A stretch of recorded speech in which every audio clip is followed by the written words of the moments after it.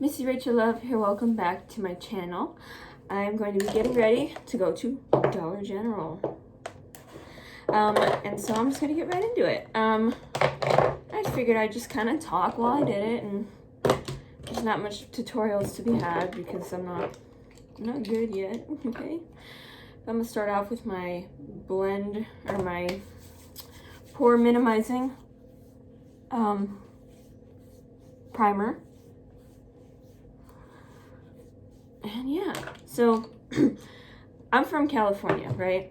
So I moved here to Iowa about 3 years ago, and excuse me, when I got my license, and even before that, ever since I was little, my mom and my uncle in particular, because he would orchestrate these trips because he's the one that found the spot, and it was him and his friends that found it, I think. But it's a place in the Mojave Desert that's like way out in the desert. There's no houses, there's no town. The nearest town is like pretty far, and it's just a little town in Mojave or whatever. And it's where they would camp because it was just amazing, and you can just see all the stars because there's no light pollution. There's barely like any pollution out there, so. And the closest thing is a highway, and that's like really far away, so you can't even hear the cars. You'd have to stand on these, like, I'll put a picture in, but it's like these rock formations that are like, I call them little mountains because they're like pretty big. Like, you have to climb to get up there, but it's not technically a mountain, you know what I mean? But they're big, and so if you stand on the top, you can see a tiny little line with little dots going down, and that's the highway, and that's the closest thing to, like, people from it. And it's just, oh, I miss it so much. I told my boyfriend that we're going to drive out there someday. It's really far. It's like 26 or 27 hours from where I live right now to drive. So I don't know. But it is just, I think it'd be worth it because, oh my God. But this one time, it was, as an adult, I started making these trips by myself. Well, I did one by myself, but it was during the day. I didn't stay overnight or anything. But so this one time I organized with my friend, or my best friend, Alyssa, and then my sister and her, at the time, fiance. So we all went, and we were going to stay overnight. Now, this was like kind of winter, so like where I lived in a suburb of LA, winter don't mean shit. Okay, like it might get 40 someday, but then it'll heat up to 70, and the 40 wouldn't be the high, it would only be like 40 in the morning, and then it would heat up. It's just like doesn't even count. But in the desert, it's a different story. It'll get like freezing overnight, and during the day it'll just be like cold. Now, compared to here in Iowa, you know, I'd get that kind of temperature and be like, wow, it's nice out here, like in the winter, but and then it's so windy too, so it's like, oh God, it just goes straight through anything that you've tried to cover up with. But, so we went, it was November, I think, and it was kind of a dumb time to go, but whatever. And we slept in our cars, but anyways, so my sister didn't come with me and my friend to hike on one of those mountains because I believe she was pregnant at the time. She was pregnant at that time. So she told us that, don't be going up to the top because it was wicked windy. She was going to be, because the rock formation's pretty high up. So she says, like, don't go to the top because it's going to blow you right off over the edge, right? So we did it anyway. Sorry, Jess, if you're watching this.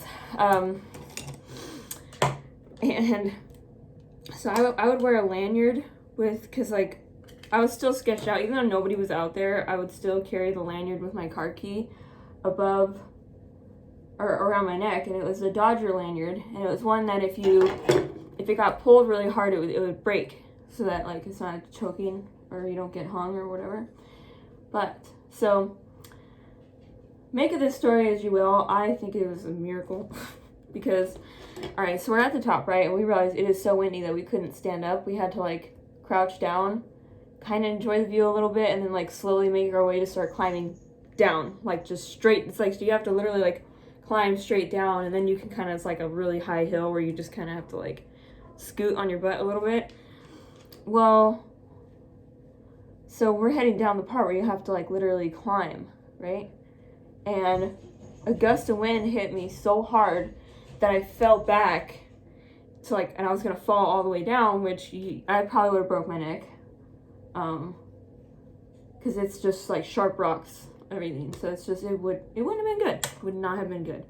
And there was a side note, on my lanyard, I had a couple keychains. One of them being a cross that my mom had given me when she went on a cruise with her parents, my grandma and grandpa, to Europe. And I can't remember, it might have been Germany where she got this one. But it was a cross, and it had like jewels and stuff, and it was so pretty. And I just had it on there. I shit you not, it got caught in between a couple of rocks and caught me just enough where I could reach forward and grab the rock again. And it didn't, the lanyard didn't snap either. That's what was like really surprising. I mean, it was a split second that I was falling, and then like that split second of it actually carrying my weight a little bit so I can grab but I couldn't believe it. And yeah, it was wedged between, and I'm actually not, oh, it's in my truck and I'm not gonna go get it, but sometime I'll show you, because you can see the damage of where it was like squished between two rocks. Yeah, pretty incredible. And another story about that place, actually this one was from my sister, my oldest sister, Ashley. I think it was her and my brother. I didn't go on this one, but they were just exploring, and they ended up finding abandoned mine shafts. Which, no, they did not go inside, but like they had pictures of it, and it was just, oh my god, and they found like an abandoned little house that just had some weird shit in it, and it was like, wow. But no, there was a one,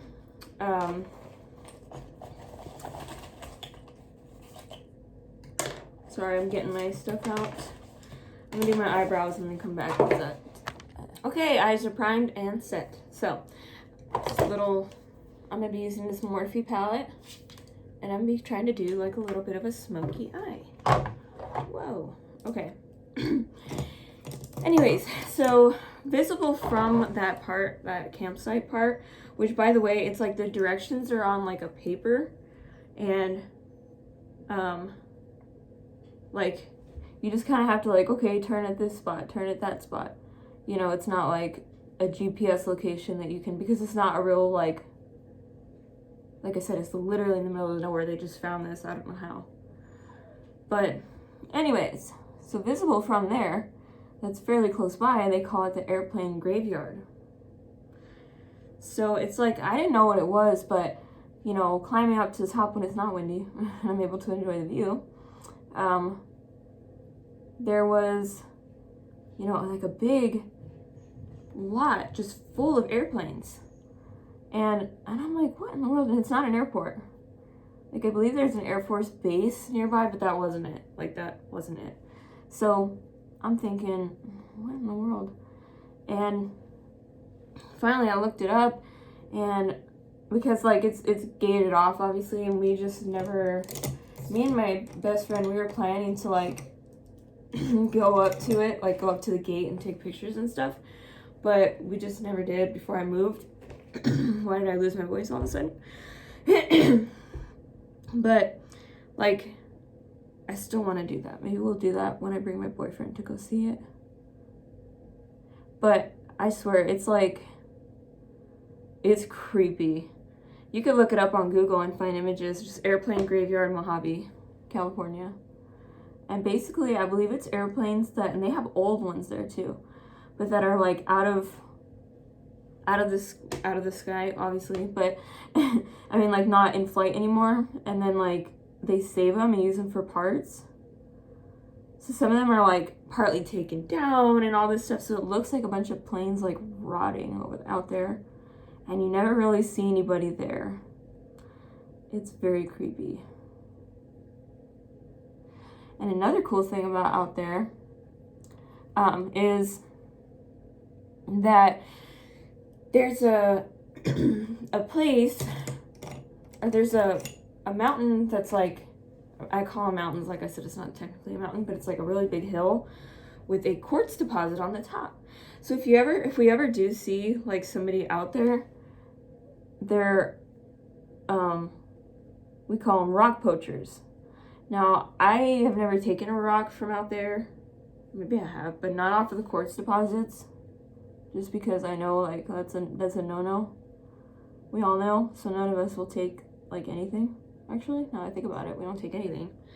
But it's yeah, so there'd be people up there, and then they like kind of mine for the rocks a little bit on the deposit. So we love climbing up there because it's like a really big steep hill, and it's less like actual like mountain climbing, but like more of like a really, you gotta have some good legs. And my sister did come with us on this one, and we I forgot, I lost my train of thought. Okay, we found like a bottle, and it had like a note inside, and it was I think it's called geo-tracking, where like somebody will say their location and like maybe a little quote or a little something, and then they'll put it there, and then it either moves around or stays in the same spot, but you see like other people who have seen it before. And it was really cool, actually. We wrote and we set it back. And I just think that was so cool, because like, I don't know, it has an eerie feel to it, but it's so peaceful, but it's so eerie at the same time, because like nobody's out there, you know? It's just, it's weird. You don't see that anymore. Everywhere has somebody, you know? So it's just, it just gives me the chills, but in like a good way, if that makes sense. And there is a danger about going out there by yourself, not only because there's no light pollution, it's very, very dark. When it's dark, like it's no joke. But there are also squatters. Like I've never seen somebody out there, but there's definitely people that like to like just chill out there, you know, live out there, if you will. So you just never know who you're gonna run into, and it's just, you know, you just don't know who's out there, what's out there. There are animals, obviously, but there's you can hear coyotes at night, and we even seen like a little desert fox. And there was I'm not sure if he's even out there on YouTube anymore. This was years and years and years ago, but he actually did like a vlog series where he was like living as a squatter in the Mojave, and he was talking about his experience and stuff. And you know, obviously I'm sure he'd go into town for some things, but for the most part he was sleeping and like living out in the Mojave, and it was like so freaking cool. But I haven't watched that in years. I'm not sure if it's even still up there, or if he's even still doing it, or what. But yeah, really cool. I love. Ooh, next time I feel like I'm gonna do like stories. I don't want to copy too many other YouTubers that do this, so I'm like trying to tell like more personal stories. But I think it's cool.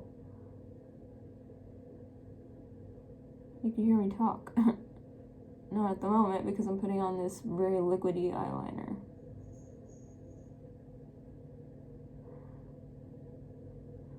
It's for my magnetic lashes. Ooh. Very runny, very runny. I did kind of a smoky eye. And I'm trying not to like blink this eye because I don't want it to stick to my... But you just see a lot of cool stuff out there. Oh yeah, I almost forgot this part. So there is half of an airplane out there. My mom thinks it's from a movie.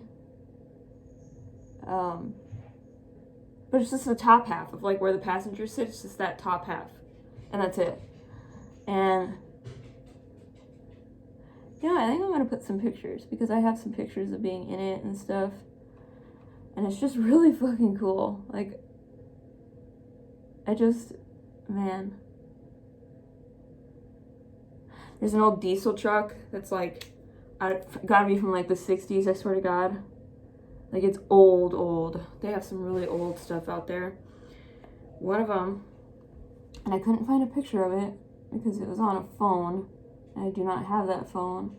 And I don't buy that iCloud storage stuff. It's just no. But I wish I did because there is a car from the 50s just sitting out there. And I'm like, what in the world? But then we get in it, right? And we get it open, and which is dangerous because you don't know if somebody's like living in that car, you know? There's a bunch of stuff. What was it? It was freaking transcripts from like a newscast, like what looked like a reporter. I'm like, what?